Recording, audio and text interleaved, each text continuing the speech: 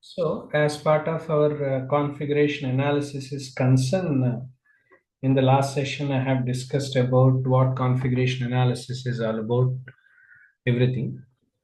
Today I'm going to explain you about the configuration, the kind of code that we generate.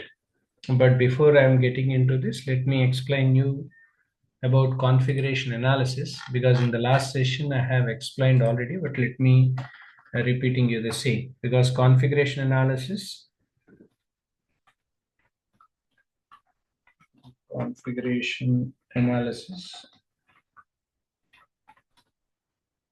analyst roles we have, right? So configuration analyst roles are something essentially important to manage and as well as maintain system configurations.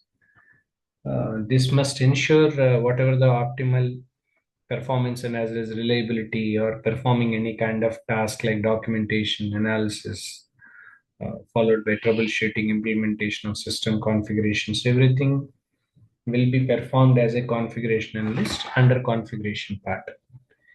In regard to the configuration analyst roles are concerned, there are some couple of core responsibilities we have. Let me repeat for some time, right? So that I'll get back to this, right? So I'll go back again, right? So one is about the documentation and analysis, wherein creating and maintaining system diagrams, documentation, and evaluating the system performances, everything. Next one about the troubleshooting part. So troubleshooting and problem solving, wherein by identifying and resolving technical issues that are relating to system configurations and all, and implementing and designing new system configurations. At the same time, ensuring integrity and as well as security of systems and software, managing and maintaining configuration of organization systems and softwares.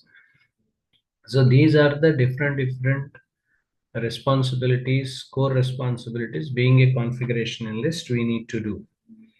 So when it comes to the configuration part itself is concerned, when there is any configuration we do for any applications, uh, wherein when we are working on configuration, we need to understand different business rules and government mandates.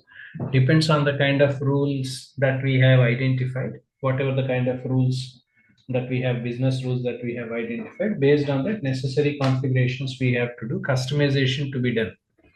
So when you want to do that customization part, this is what something the code was, when a sample code that I'm showing you over here. Let's say, for example, when you want to mentioning about the code parts and all, set up node events we need to update for the configuration.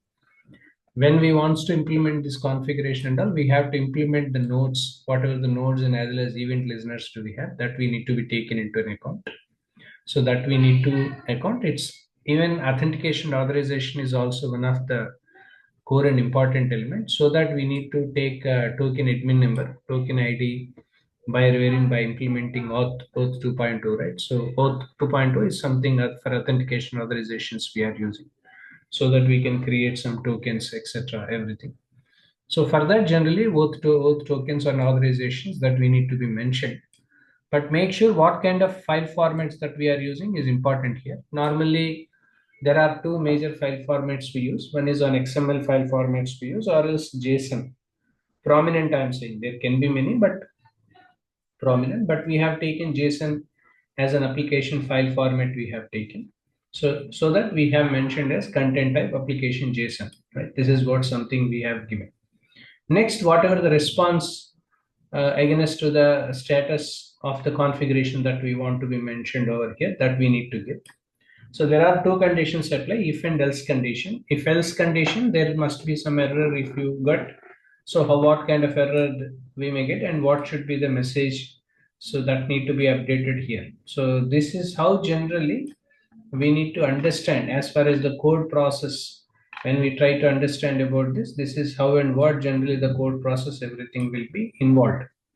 So this is about configuration analysis. So by being a configuration analyst, when we are working on, it's not only about understanding the business rules and government mandates. It's always important even for us to know about the amount of file formats that we are using, and as well as the some kind of knowledge over the code is always needed.